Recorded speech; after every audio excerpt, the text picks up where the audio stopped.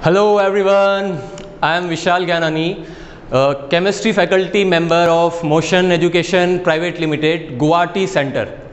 हम class 11th की chemistry यहाँ पे डिस्कस करेंगे, ठीक है। और आपका सब्जेक्ट स्टार्ट करने से पहले कुछ बातें मैं आपको यहाँ पे बताना चाहता हूँ, ठीक है। उन बातों को आपको थोड़ा ध्यान में रखना है, ठीक है ना। अपन लेक्चर स्टार्ट कर रहे हैं, ये आपका फर्स्ट लेक्चर है, बट लेक्चर स्टार्ट करने से पहले मैं आपको कुछ बताना चाहता हूँ, ठीक है। कुछ इंस्ट्रक्शंस देना चाहता हूँ, आपको इन्हें फॉलो करना पड़ेगा, ठीक है। अच्छा, पहली बात मैं आपको बता दूँ, यहाँ पे हम लोग बोर्ड लेवल प्लस साथ में आपका जो एंट्रेंस एग्जाम है दोनों को कवर अप करेंगे, ठीक है। कहने का मतलब सिर्फ एंट्रेंस एग्जाम के लिए हम लोग नहीं पढ़ रहे हैं, साथ में हमको बोर्ड, आपकी जो बोर्ड क्लासेस हैं, स्कूल का जो आपका एग्जाम होने वाला है क्लास 11th में, दोनों को बैलेंस करते हुए चलना है, ठीक है। अच्छा, अब मैं आपको बताना चाहता हूं, देखिए अब ऑब्वियस सी बात है, आप लोग घर पे बैठ कर के पढ़ाई कर रहे हैं, ठीक है। मैं क्लासरूम में हूं, आप क्लासरूम में नहीं हैं, तो कई बार ऐसा होगा कि मैं यहाँ पे कोई टॉपिक पढ़ा रहा हूँ और बीच में कोई क्वेश्चन आ गया। मान लो मैंने आपको कोई क्वेश्चन दे दिया या मैंने कोई क्रॉस क्वेश्चन पुटअप कर लिया। अब मैं कैसे एक्सपेक्ट करूँगा कि उस क्वेश्चन का आंसर आप बता पा रहे हैं या नहीं, ठीक है। तो इसलिए हमारे बीच में कोई है ना फिजिकल कम्युनिकेशन नहीं है, बट आप इतना कर सकते हैं कि कोई भी क्रॉस क्वेश्चन यहाँ पे पूछा जाए आपसे, कोई मैंने न्यूमेरिकल लिखा या कोई क्वेश्चन अगर मैंने यहाँ पे बोला, आपको बस इतना ध्यान रखना है कि उस क्वेश्चन का आंसर या फिर कोई भी टॉपिक मैं आपको समझा रहा हूँ, अपने माइंड को एक्टिव रखना है। और जो क्वेश्चन है आपका, वो अपने माइंड में आपको उसका आंसर सोचना पड़ेगा, तब जा कर के आपके सोचने की कैपेसिटी इंक्रीज होगी। क्योंकि अब ऐसा नहीं है, क्लास 10 तक क्या होता था, थिंग्स को लर्न करना पड़ता था, ठीक है। अब क्लास 11th और 12th की अगर बात करें, अगर 11th 12th में लर्न करने पे रहोगे तो ये मान के चलिए कि है ना, कितना लर्न कर लोगे। काफ़ी सारे टॉपिक्स आएंगे, उनमें भी काफ़ी सारी थिंग्स आएंगी। आप जितना लर्न करोगे, मैं आपको फिर से एक नया टॉपिक, एक नया क्वेश्चन उठा करके दे दूंगा। तो इसलिए क्लास 11th और 12th से आपको थोड़ा सा सोचने की अपनी जो कैपेसिटी है उसको चेंज करना पड़ेगा, ठीक है। कहने का मतलब पढ़ाई करने का तरीका बदलना पड़ेगा, ठीक है। ज़्यादा से ज़्यादा चीज़ों को, जो भी थिंग्स यहाँ पे चल रही हैं उनको सोचिए, ठीक है। जो भी मैं आपको पढ़ाऊँगा, सोचने के बाद में आप ये देखिए कि कैसे वो आया। क्लास 10 तक क्या होता था, 10 तक और 10th में और 11th में क्या डिफरेंस है मैं आपको बताता हूँ। 10th में आप करते क्या थे, किसी भी सब्जेक्ट को लर्न करते थे, और अब आप 11th से क्या करोगे, मेजॉरिटी ऑफ थिंग्स को आपको समझना पड़ेगा, तब जाकर के क्वेश्चन सॉल्व हो पाएंगे, ठीक है। ऐसे बहुत कम डेटा होगा, बहुत कम ऐसा डेटा होगा जो लर्न करने के लिए होगा। मेजॉरिटी ऑफ थिंग्स को समझना पड़ेगा, ठीक है। तो बस कहने का मतलब यही है कि जो भी टॉपिक है ना, जो भी लेक्चर चल रहा है, अगर कुछ पूछा जाए तो आपको अपने माइंड में बस सोचना है, ताकि आपको आपकी सोचने की कैपेसिटी बढ़े, अपने सब्जेक्ट के लिए आपको थोड़ा सा अच्छा फील हो, चाहे फिजिक्स हो, केमिस्ट्री हो, मैथ्स या बायोलॉजी, जो भी आप पढ़ रहे हैं, ठीक है। और एक और बात मैं आपको बता दूं कि जब भी आपका लेक्चर कंप्लीट होता है, doesn't matter in physics, in chemistry और इन बायो, ठीक है, जब भी आपका लेक्चर, फर्स्ट लेक्चर मैंने कंप्लीट किया, लेक्चर कंप्लीट करते ही पहली बात तो कॉपी पेन लेकर के बैठेंगे, ठीक है। कॉपी पेन लेकर के बैठेंगे और कॉपी पेन लेकर के अपने नोट्स को साथ में प्रिपेयर करते हुए चलेंगे। जो भी यहाँ पे लिखाया जा रहा है, या मैं कुछ ऐसा बोल रहा हूँ जो आपको इंपॉर्टेंट लग रहा है, उसको कॉपी पेन लेकर वीडियो पॉज करके और नोट डाउन कीजिए, ठीक है। जैसे ही आपका लेक्चर कंप्लीट होगा, लेक्चर कंप्लीट होने के बाद में जब भी आपको टाइम मिलता है, एक बार उसी दिन उस जितना भी फर्स्ट लेक्चर में हमने पढ़ा उसको रिवाइज कीजिए। बिना रिवाइज करे काम नहीं चलेगा, मैं पहले ही बता रहा हूँ, ठीक है। कोई काम नहीं चलेगा, फर्स्ट लेक्चर है और फर्स्ट लेक्चर से ही अगर आप अवेयर रहेंगे, मैं बता रहा हूँ लास्ट में आकर के एक अच्छा रिजल्ट मिलने वाला है, ठीक है। चलिए भाई, बात बहुत हो गई, अब स्टार्ट करते हैं, है ना। ध्यान से बस आपको कॉन्सेंट्रेट होकर के यहाँ पे पूरी तरह से समझना है। चलो भाई, ठीक है। तो 11th क्लास का फर्स्ट चैप्टर मैं यहाँ पे स्टार्ट कर रहा हूँ, दैट इज जो इंपॉर्टेंट चैप्टर है आपके बोर्ड क्लासेस के लिए भी और जेईई एंड नीट के लिए भी, मोल कंसेप्ट।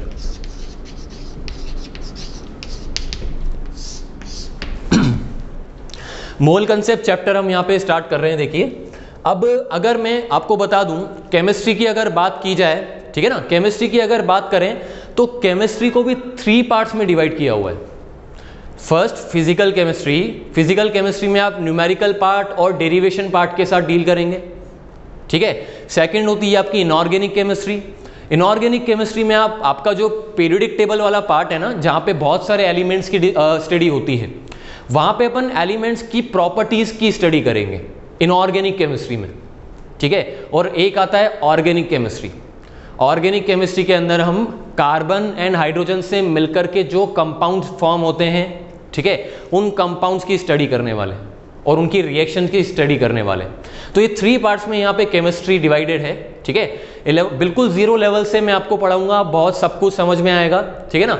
ऐसा कुछ नहीं है मैं ये एक्सपेक्ट करके चल रहा हूँ आपको कुछ नहीं आता, ठीक है। आपको मैं ये मान के चल रहा हूँ कि आपको कुछ नहीं आता, बिल्कुल 0 लेवल से स्टार्ट किया जा रहा है, सब समझ में आएगा, बस कॉन्सेंट्रेट होकर के समझते रहिए।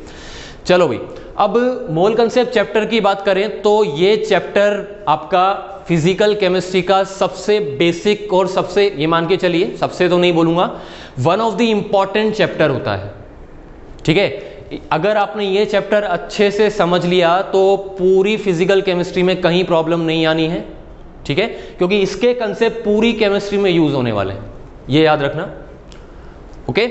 चलिए भी, चैप्टर स्टार्ट करने से पहले मैं एक और बात, है ना, थोड़ा बहुत और इसमें जो बेसिक्स जो आते हैं, जो आपने शायद क्लास 10 तक पढ़ा हो, वो बेसिक्स मैं यहाँ पे बताने वाला हूँ, ठीक है।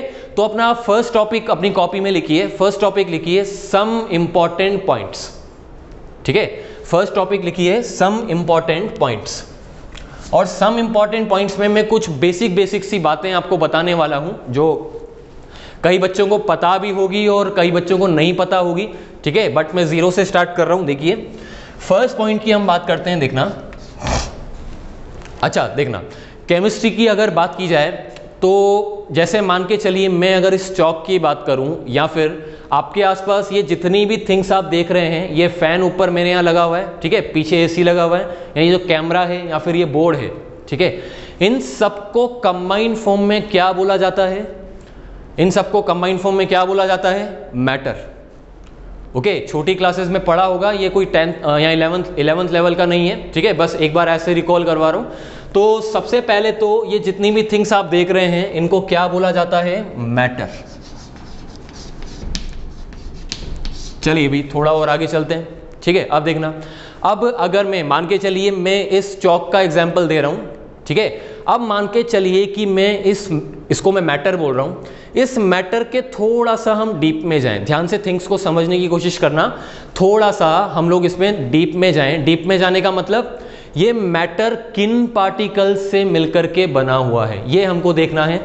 तो जैसे ही आप थोड़ा डीप में जाते हो तो आपको मिलते हैं मॉलिक्यूल्स, ठीक है। आपने कई बार सुना भी होगा कि मैटर किन से मिलकर के बना हुआ होता है। किसी भी मैटर की बात करें, गैसियस हो, है ना, सॉलिड हो या लिक्विड हो, किन से मिलकर के बने हुए होते हैं? मॉलिक्यूल से, ठीक है। तो यानी कि कहने का मतलब मैटर से थोड़ा सा मैं डीप में जाऊं तो हमें क्या मिलने वाला है? Molecules, okay. चलो भाई ठीक है, अब थोड़ा और डीप में चलते हैं। मान के चलो मैं आपसे बोलूं कि मॉलिक्यूल्स किससे मिलकर बने हुए होते हैं, यानी कि मॉलिक्यूल्स के थोड़ा और डीप में जाओगे तब क्या मिलेगा, ठीक है। बस ये जो मैं आपसे क्वेश्चंस पूछता हुआ जा रहा हूं ना, बस इसी का आंसर आपको अपने माइंड में अगर आता है तो देना है, नहीं आता है तो वेट करना है, ठीक है। तो अब मैंने आपसे बोला भाई कि मॉलिक्यूल्स किससे मिलके बने हुए हैं, तो कई बच्चों के माइंड में आया होगा कि मॉलिक्यूल्स से थोड़ा और डीप में अगर जाएंगे तो एटम्स मिलेंगे, ठीक है। यानी कि यहां मैं क्या लिख सकता हूं, थोड़ा और अपन अंदर जाएं तो क्या मिलेगा? एटम्स। अच्छा और बात करते हैं। अब बताइए, अभी तक शायद हो सकता है कि आप लोगों ने, बहुत सारों ने ऐसा पढ़ा होगा कि atoms are the smallest particles of any matter, है ना। मैटर का जो सबसे स्मॉलेस्ट पार्टिकल होता है वो क्या होता है? एटम। लेकिन ध्यान रखना ऐसा अब नहीं है, थोड़ा सा हमको और डीप में जाना है, ठीक है। Atom is not a smallest particle of any matter. क्यों नहीं है smallest particle? Because atom can further सब डिवाइडेड इनटू 2 पार्ट्स, कौन कौन से? First part is nucleus and second part is extra nuclear part. Okay, तो कहने का मतलब एटम को आप दो पार्ट्स में और डिवाइड कर सकते हो, है ना। एक पार्ट कौन सा हो गया आपका? Nucleus, and second part is extra nuclear part.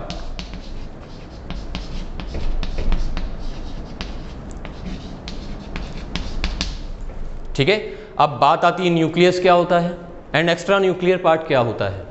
तो इन सब के बारे में हम जब मैं आपको एटॉमिक स्ट्रक्चर चैप्टर पढ़ाऊंगा वहां पे डिटेल में पढ़ेंगे। अभी बस मैं आपको एक रफ आइडिया दे रहा हूं, ठीक है ना। मैटर क्या होता है, एटम क्या होता है, ये सब इनके बारे में एक रफ आइडिया दिया जा रहा है ताकि आपको आगे प्रॉब्लम ना आए। ठीक है सॉरी। तो अगर हम बात करें भाई न्यूक्लियस क्या है, एक्स्ट्रा न्यूक्लियर पार्ट क्या है, तो मैं आपको ये सब यहाँ पे बनाकर बताता हूँ। एक्चुअली न्यूक्लियस और एक्स्ट्रा न्यूक्लियर पार्ट यहाँ पे हम बोल सकते हैं कि न्यूक्लियस को कुछ इस टाइप से बनाया जाता है, देखिए, और यहाँ पे इसके सराउंडिंग में यानी कि इसके पास में ऐसे एक्स्ट्रा न्यूक्लियर पार्ट प्रेजेंट होता है जो कि एक सर्कुलर पाथ है। इस टाइप से एक्स्ट्रा न्यूक्लियर पार्ट प्रेजेंट होता है, ठीक है। और इस न्यूक्लियस के अंदर दो और पार्टिकल्स प्रेजेंट होते हैं। कौन कौन से दो पार्टिकल्स? यहाँ पे मैं नाम लिख रहा हूँ, देखना। एक प्रेजेंट होता है प्रोटॉन और एक पार्टिकल प्रेजेंट होता है न्यूट्रॉन। आई थिंक दोनों का नाम आपने सुना हुआ होगा, छोटी क्लासेस में सब पढ़ते हैं, ठीक है। ये आपका न्यूक्लियस, ये भी आपने देखा हुआ होगा। न्यूक्लियस के अंदर प्रेजेंट होता है proton and neutron. Proton means positively charge particle and neutron means neutral charge particle जिस पर कोई चार्ज नहीं होता। और ये जो आप यहाँ पे एक्स्ट्रा न्यूक्लियर पार्ट देख रहे हैं, इस एक्स्ट्रा न्यूक्लियर पार्ट में प्रेजेंट होते हैं इलेक्ट्रॉन्स, ठीक है। और इलेक्ट्रॉन का क्या मीनिंग है? इलेक्ट्रॉन का मतलब है negatively charge particle of any matter, और we can say negatively charge और smallest particle of any matter. कहने का मतलब मैटर का जो सबसे स्मॉलेस्ट पार्टिकल्स होते हैं वो क्या होते हैं? Proton, neutron and electron. Atom नहीं होता है, ठीक है। तो पहले तो आप ये नोट डाउन कीजिए, साथ में ये डायग्राम बना देना। यहाँ पे लिखना न्यूक्लियस, ठीक है ना। न्यूक्लियस को NU से शो किया जाता है ऐसे, और it is extra nuclear part, extra nuclear. पहले इसको नोट डाउन करो, फिर आगे चलते हैं।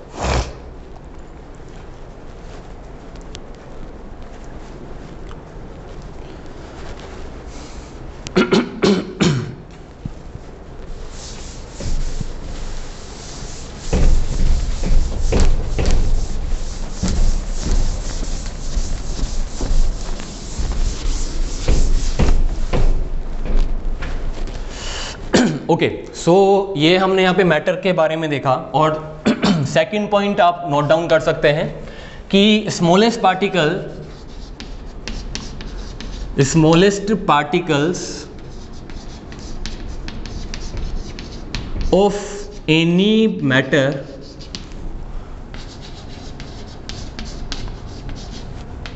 Are proton, neutron and electrons, ठीक है। ये स्मॉलेस्ट पार्टिकल हो गए जो हमने देखे। अब नेक्स्ट पॉइंट देखिए, अभी लिखना नहीं है आपको, ठीक है, बस समझना है, पोज करके बाद में लिख सकते हैं।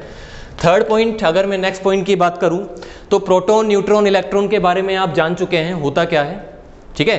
Proton positively charge particle, neutron is neutral and electron is negatively charge particle.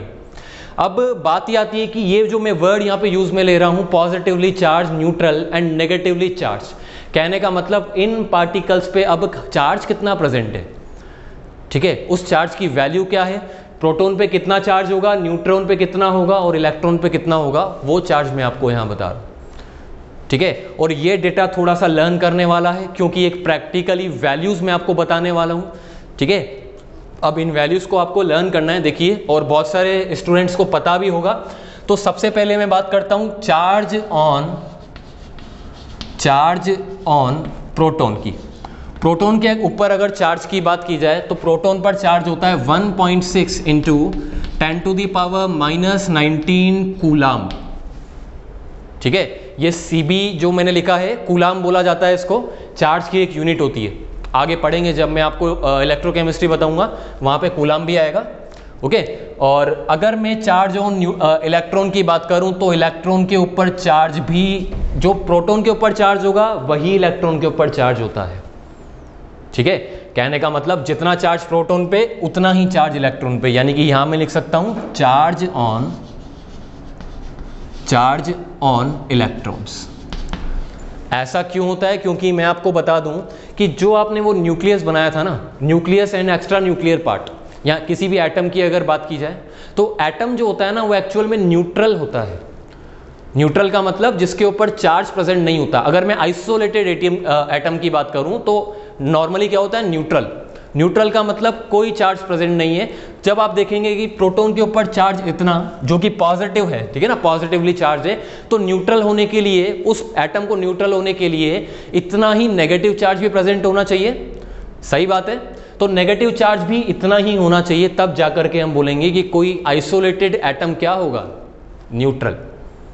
ठीक है, अब आप बोलेंगे कि न्यूक्लियस के ऊपर भी तो चार्ज होगा, तो मैं अभी थोड़ी देर पहले ये वर्ड्स का यूज कर रहा था कि ये जो न्यूट्रॉन होता है, न्यूट्रॉन क्या होता है? न्यूट्रल होता है, इसके ऊपर कोई चार्ज प्रेजेंट नहीं होता। यानी कि यहां पे मैं लिखूंगा charge on neutron is equal to 0। ठीक है, neutron is basically chargeless particle. Okay, clear है यहां तक? अब नेक्स्ट, ठीक है ना, नेक्स्ट पॉइंट अभी लिखना नहीं है, पहले मैं बोल दूंगा, अभी अपने आप मैं खुद बोल दूंगा लिखने के लिए आपको। पहले नेक्स्ट पॉइंट में एक और पॉइंट आपको बताना चाहता हूं, पॉइंट नंबर 4। अब चार्ज तो आपने देख लिया इनके ऊपर, कितना, किसके ऊपर कितना चार्ज होता है।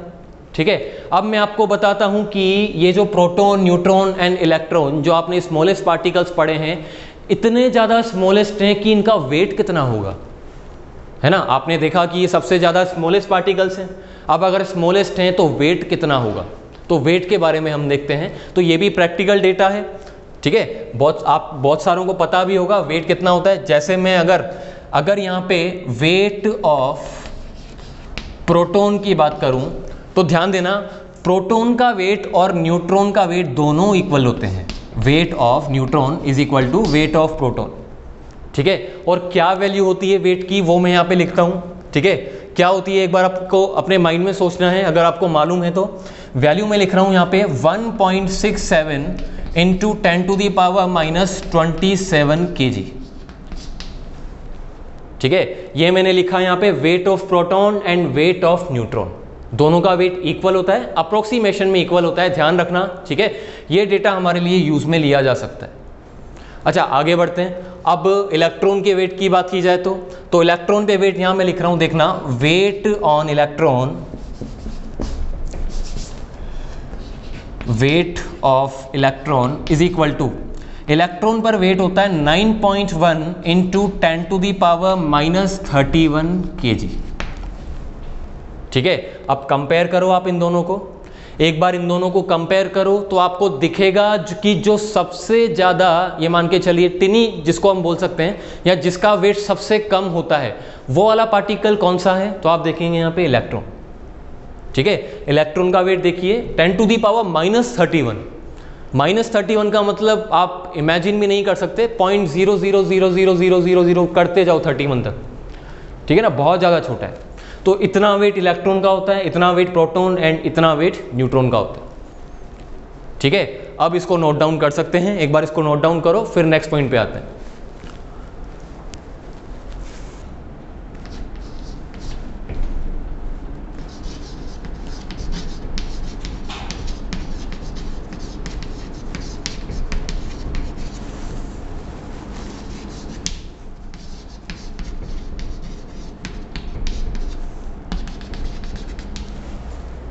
चलिए भी नेक्स्ट पॉइंट है अपना, रिप्रेजेंटेशन ऑफ एनी एटम। मतलब एटम को कैसे रिप्रेजेंट किया जाता है वो मैं आपको बता रहा हूँ। ठीक है, आई थिंक ये बात भी आपको मालूम होगी, बट मैं ये मान के चलूँगा कि नहीं पता, बहुत सारे बच्चों को नहीं पता, तो देख लीजिए एटम को कैसे रिप्रेजेंट करते हैं। अब एक और बात मैं आपको बता दूँ, आपके पास में पीरियोडिक टेबल पड़ी हुई है, पीरियोडिक टेबल जिसमें बहुत सारे एलिमेंट्स होते हैं। याद करो, एक काफ़ी बड़ी एक टेबल होती है और उसमें बहुत सारे एलिमेंट्स इस टाइप से अरेंज होते हैं। ठीक है, तो आई थिंक अगर आपके पास पड़ी है तो अपने साथ में रखो, अभी आपके काम आएगी बस समझने के लिए। नहीं पड़ी है तो भी कोई प्रॉब्लम नहीं है, मैं आपको यहाँ पे बता ही रहा हूँ, ठीक है ना। और अगर नहीं पड़ी है तो ये मान के चलो आप उसको परचेस कर लो, क्योंकि आगे भी बहुत काम आने, ये तो इंट्रोडक्शन पार्ट चल रहा है अभी, वो आगे बहुत काम आने वाली है, ठीक है। तो आपने पीरियोडिक टेबल, जो आपके पास में एक टेबल पड़ी हुई होगी या फिर नहीं है तो आप नेट से भी देख सकते हो, तो आपके पास जो टेबल है उसमें आपने देखा होगा कि एटम को कुछ ऐसे इस टाइप से एटम उसके अंदर प्रेजेंट होंगे। देखो यहाँ पे मैं एक एग्जांपल बता रहा हूँ, ऐसे एटम प्रेजेंट होंगे, हाइड्रोजन दैट इज 1H1, उसके बाद में इधर होगा हीलियम, कुछ इस टाइप से एटम प्रेजेंट होंगे, इधर लेफ्ट हैंड साइड में hydrogen and right hand side में हीलियम, ठीक है। उसके बाद में नीचे, यानी कि कहने का मतलब दूसरी रोज में लिथियम, बेरिलियम, बोरोन, कुछ इस टाइप से एलिमेंट्स को रिप्रेजेंट किया हुआ होगा। तो किसी भी एटम को कैसे रिप्रेजेंट करते हैं तो यहां पे मैं आपको बताता हूं। जैसे मान लो ये नहीं लिखना है आपको, ठीक है, कैसे रिप्रेजेंट किया जाता है, तो यहां पे हम एटम को रिप्रेजेंट कर रहे हैं ऐसे। जैसे मान के चलो मैंने कोई एटम लिखा है यहां पे X, अब ये X कुछ भी हो सकता है, ठीक है, और X के बॉटम साइड पे यहां पे मैं लिखूंगा Z। Z का मतलब होता है एटॉमिक नंबर, ठीक है। और अगर मैं बॉटम साइड की, टॉप साइड की बात करूं तो टॉप साइड पे यहां पे प्रेजेंट होता है M। M means atomic mass of atom, ये भी मैं यहां पे थोड़ा सा शो कर देता हूं, where Z is equal to atomic number, okay, and M is equal to atomic mass। Clear है, ठीक है। ऐसे एटम को रिप्रेजेंट करते हैं, जैसे मैंने आपको हाइड्रोजन का बताया, ठीक है ना। हाइड्रोजन में आपने देखा होगा कुछ इस टाइप से लिखा हुआ होता है, अपने पीरियोडिक टेबल को ऑन करके देखिए, ठीक है, नेट पे भी मिल जाएगी आपको। ये यहाँ पे जो 1 लिखा हुआ है ना, ये 1 क्या है, 1 को आप बोलोगे एटॉमिक नंबर ऑफ हाइड्रोजन, ठीक है। और ये जो ऊपर यानी कि टॉप साइड पे जो 1 लिखा हुआ है, इसको आप बोलोगे एटॉमिक मास ऑफ हाइड्रोजन। ऐसे ही जैसे मान के चलिए मैं अगर ऑक्सीजन की बात करूं, तो ऑक्सीजन पे आपने देखा होगा कुछ ऐसे लिखा हुआ होगा 816। That means atomic number of oxygen is equal to 8 and atomic mass of oxygen is equal to 16, ठीक है। अब और देखो आगे, ये भी आपको आई थिंक पता होगा। अब बात ये आती है कि किसी भी एटम के अंदर, ये जो आपने यहाँ पे प्रोटॉन, न्यूट्रॉन, इलेक्ट्रॉन्स पढ़े, तो किसी भी एक एलिमेंट में या एक एटम के अंदर how many number of protons, how many number of neutrons and how many number of electrons are present, okay, ये हमको यहाँ पे देखना है, ठीक है ना। चलिए भाई देखिए, अब देखना, तो अब यहां पे बात करें कि किसी भी एक एटम के अंदर कितने प्रोटॉन, कितने न्यूट्रॉन एंड कितने इलेक्ट्रॉन्स प्रेजेंट होते हैं, ये देखिए। तो देखना, तो यहां पे मैं बताता हूं,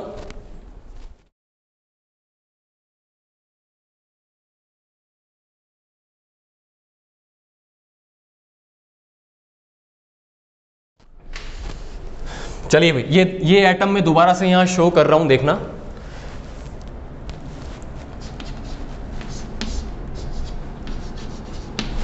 अब देखो, तो अब बात करते हैं कि इस एटम में कितने प्रोटॉन, कितने न्यूट्रॉन और कितने इलेक्ट्रॉन्स हैं।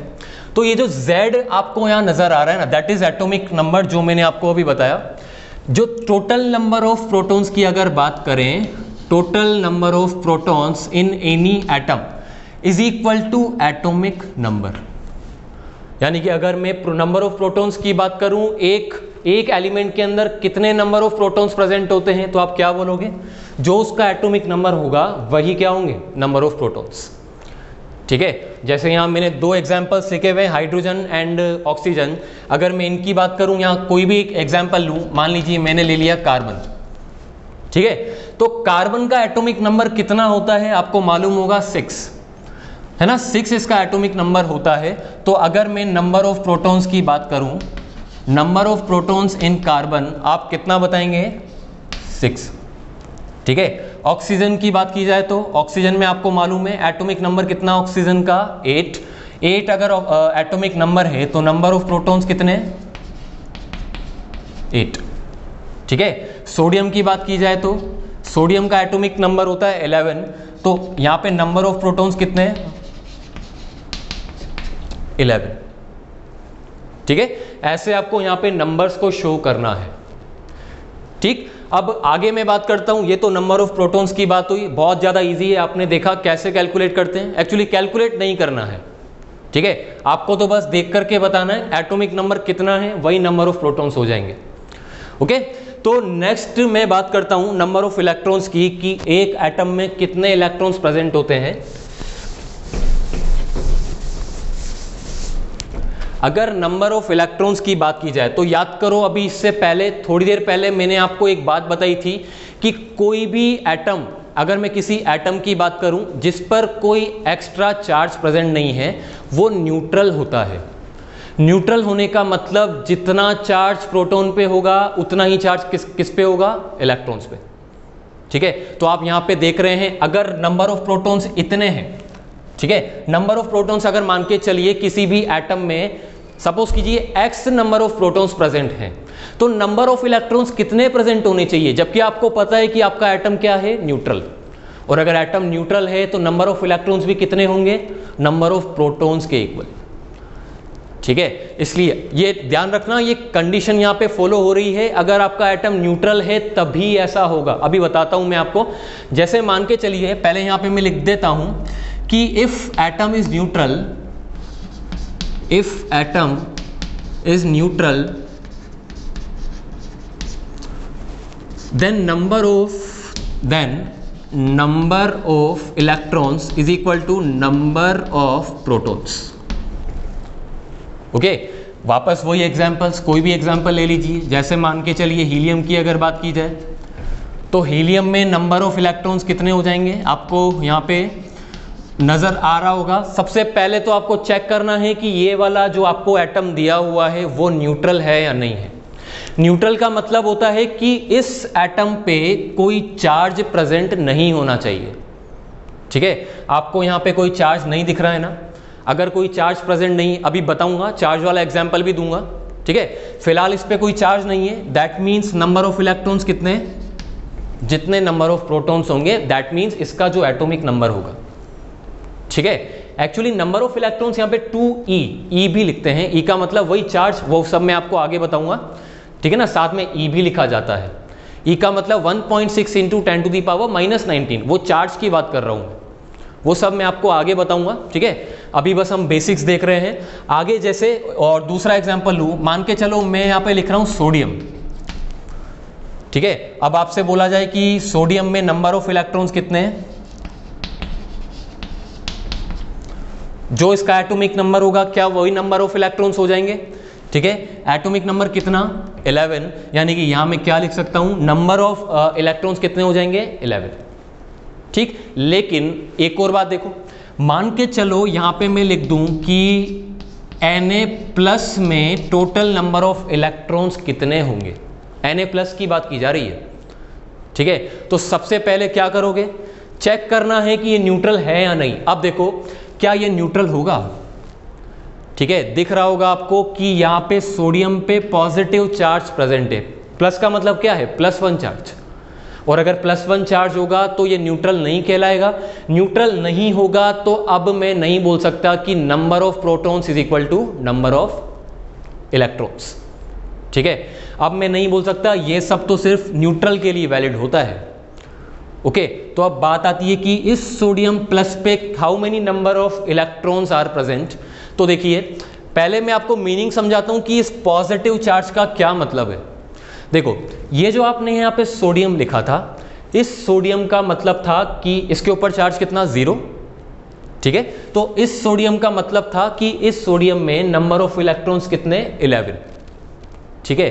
लेकिन ध्यान से सुनना, अब मैं क्या करता हूं, सोडियम में से एक इलेक्ट्रॉन को बाहर निकाल देता हूं, ठीक है। मैंने क्या किया? सोडियम में से एक इलेक्ट्रॉन को बाहर निकाल दिया। तो एक इलेक्ट्रॉन को जैसे ही आप बाहर निकालोगे, ठीक है, एक इलेक्ट्रॉन को जैसे ही बाहर निकालोगे, बाहर निकालते ही सोडियम पे आ जाएगा पॉजिटिव चार्ज। पॉजिटिव चार्ज का मतलब होता है कि इलेक्ट्रॉन की कमी होना, इलेक्ट्रॉन डेफिशिएंट, ठीक है, इलेक्ट्रॉन्स को बाहर निकालना। जैसे मान लो एक इलेक्ट्रॉन बाहर निकाल रहा हूं तो प्लस चार्ज, अच्छा 2 इलेक्ट्रॉन्स को बाहर निकाल रहा हूं तो +2 चार्ज, ठीक है, 3 इलेक्ट्रॉन्स को निकाल रहे हैं तो +3 चार्ज, ठीक। और ऐसे ही मान के चलिए किसी एटम पे अगर नेगेटिव चार्ज प्रेजेंट है तब हम क्या बोलेंगे, नेगेटिव। जैसे मान के चलिए -1 चार्ज प्रेजेंट है, ठीक है, तो माइनस का मतलब क्या होगा, माइनस का मतलब होगा कि किसी एटम में आपने एक इलेक्ट्रॉन को ऐड किया है। अगर एक इलेक्ट्रॉन को ऐड किया है तो आप क्या बोलोगे, -1 चार्ज और आएगा। अगर आप 2 इलेक्ट्रॉन्स को ऐड कर रहे हैं तो -2 चार्ज आएगा, और अगर 3 इलेक्ट्रॉन्स को ऐड कर रहे हो तो -3 चार्ज आएगा, ठीक है। तो बताइए अब सोडियम प्लस की बात की जाए तो कितने इलेक्ट्रॉन्स होंगे इसमें, पहले 11 थे और अभी प्लस चार्ज का मतलब मैंने आपको बताया, प्लस चार्ज का मतलब एक इलेक्ट्रॉन निकाल दिया। तो how many number of electrons are present in sodium plus, तो हम क्या बोलेंगे 11, ठीक है। यहां पे मैं माइनस कर दूंगा इस प्लस चार्ज को, दैट मीन्स 11 - 1, यानी कि कितने नंबर ऑफ इलेक्ट्रॉन्स हो गए 10, ठीक है।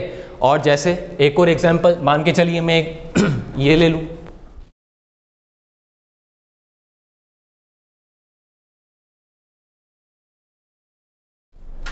जैसे मान लो ये वाला एग्जांपल ले लिया जाए। पहले तो मुझे नाइट्रोजन में बता दो, नाइट्रोजन में how many number of electrons are present, तो आप क्या बोलेंगे, जो इसका एटॉमिक नंबर होगा वही नंबर ऑफ इलेक्ट्रॉन्स होंगे क्योंकि न्यूट्रल है, ठीक है। नाइट्रोजन का एटॉमिक नंबर कितना होता है 7, तो नंबर ऑफ इलेक्ट्रॉन्स भी कितने 7, ओके। लेकिन मान के चलो मैं अब यहाँ पे ये ले लूँ N3-, और 3- का क्या मतलब है, 3- का मतलब होगा कि मैंने क्या किया, नाइट्रोजन में 3 इलेक्ट्रॉन्स को और ऐड कर दिया, और 3 इलेक्ट्रॉन्स और ऐड करते ही आप क्या करोगे, ये 7 में इस 3 को ऐड कर दोगे, 7 + 3 दैट इज 10 इलेक्ट्रॉन्स। बोलो अब थोड़ा क्लियर हो रहा है, ठीक है, बोल नहीं सकते पता है, बस सोचना है, क्लियर हो रहा है, ठीक है। आई होप समझ में आ रहा होगा सब कुछ, ठीक है। तो कुल मिला के आपको क्या करना है, अगर कोई पॉजिटिव चार्ज प्रेजेंट है तो उस पॉजिटिव चार्ज को माइनस कर दो, और अगर कोई नेगेटिव चार्ज प्रेजेंट है तो उस नेगेटिव चार्ज को ऐड कर दो। तो बस इसी की हेल्प से मैं एक सिंपल सा फॉर्मूला यहाँ पे बना देता हूँ। जैसे मान लो नंबर ऑफ इलेक्ट्रॉन्स अगर आपको किसी भी एलिमेंट में कैलकुलेट करने हो तो यहाँ पे नंबर ऑफ इलेक्ट्रॉन्स कितने होंगे, Z का मतलब एटॉमिक नंबर माइनस चार्ज। ये फॉर्मूला छोटा सा मैंने बना दिया, ठीक है ना। फॉर्मूला लर्न करने की जरूरत नहीं है, डायरेक्ट आप यहाँ पे देख करके कैलकुलेट कर सकते हैं, ठीक है। Z का मतलब जैसे नाइट्रोजन की बात करें तो एटॉमिक नंबर, ठीक है, माइनस चार्ज आपको पता है यहाँ पे माइनस, और यहाँ ब्रैकेट में मैं -3 लिखने वाला हूँ, नेगेटिव नेगेटिव क्या हो जाएगा प्लस, यानी कि 3 यहाँ पे क्या हो जाएगा ऐड, ठीक है।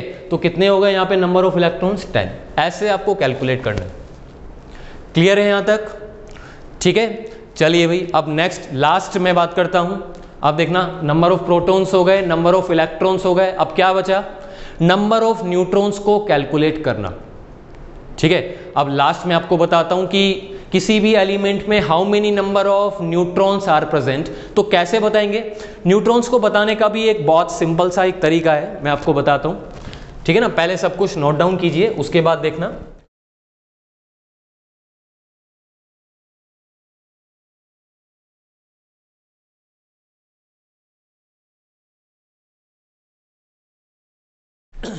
देखिए जैसे मान लो मैं वापस एक एटम ले लेता हूँ X, और यहाँ पे मैंने एटॉमिक नंबर लिया और ये एटॉमिक मास, ठीक है। और अगर इसमें बात की जाए कि कितने नंबर ऑफ न्यूट्रॉन्स प्रेजेंट है, तो नंबर ऑफ न्यूट्रॉन्स, जिसको मैं स्मॉल n से डिनोट कर रहा हूँ, ठीक है, नंबर ऑफ न्यूट्रॉन्स को कैलकुलेट करने के लिए आपको क्या करना पड़ेगा, बहुत सिंपल सा तरीका है। ये एटॉमिक मास दिया हुआ है और ये एटॉमिक नंबर, ठीक है। बस आपको क्या करना है, एटॉमिक मास में से एटॉमिक नंबर को सब्ट्रैक्ट कर दो। मास में से एटॉमिक नंबर को जब आप माइनस करोगे, बाकी का बचा हुआ डेटा क्या आ जाएगा, नंबर ऑफ न्यूट्रॉन्स। यानी कि यहाँ पे मैं क्या लिख सकता हूँ, m - Z, ठीक है। जैसे मान लो एग्जाम्पल ये भी बहुत ज़्यादा इजी सा है। जैसे ऑक्सीजन की अगर बात करें तो ऑक्सीजन में आपको पता है 816 लिखा जाता है, ठीक है। अगर मैं नंबर ऑफ न्यूट्रॉन्स की बात करूं तो नंबर ऑफ न्यूट्रॉन्स कितने हो जाएंगे, 16 - 8 = 8, ठीक। अच्छा, जैसे कोई दूसरा एग्जाम्पल ले लीजिए, मान लो मैं यहाँ पे N3- ले लूँ, N3-। अब आप बोलेंगे कि यहाँ पे सर ये नेगेटिव चार्ज प्रेजेंट है, इसका क्या इफेक्ट पड़ेगा। तो ध्यान रखना, number of protons and number of neutrons में इस नेगेटिव या पॉजिटिव चार्ज का कोई इफेक्ट नहीं पड़ता है, ठीक है। यानी कि अगर नाइट्रोजन की बात की जाए तो नाइट्रोजन में नंबर ऑफ न्यूट्रॉन्स कितने हैं, number of neutrons = atomic mass of nitrogen that is 14 minus atomic number of nitrogen that is 7 = 7। बोलो कर सकते हो ना यहाँ तक, ठीक है। बहुत ज़्यादा इजी सा डेटा है, ये क्यों बता रहा हूँ। अच्छा, ये सब आपके कोई एग्जाम में नहीं आने वाला है, ठीक है ना। ये कोई आपका जेई या फिर नीट 2021 का क्वेश्चन बनने वाला नहीं है, ठीक है ना। ऑब्वियस सी बात है, ये बस आपको एक बेसिक्स, ताकि आगे कोई प्रॉब्लम नहीं है, बेसिक्स बताया जा रहा है ताकि आपको पूरी केमिस्ट्री में कोई दिक्कत ना, ठीक है। चलिए भाई, आज के लिए बस इतना बहुत है। अब नेक्स्ट क्लास में मैं थोड़ा और आपको बताऊंगा, ठीक है ना, थोड़ा बेसिक्स की ही बात करूंगा, बट मोल से रिलेटेड बात करूंगा। जो आपका चैप्टर चल रहा है ना, अभी मोल से रिलेटेड कोई बात मैंने नहीं की है, अभी बस बेसिक्स बताया है। अब थोड़ा और अपन आगे बढ़ेंगे, नेक्स्ट क्लास में थोड़ा मोल के ऊपर आएंगे, ओके। चलिए, बहुत है आज के लिए, नेक्स्ट क्लास में कंटिन्यू करते हैं, जितना पढ़ाया उतना पढ़िए। ओके भाई, थैंक यू।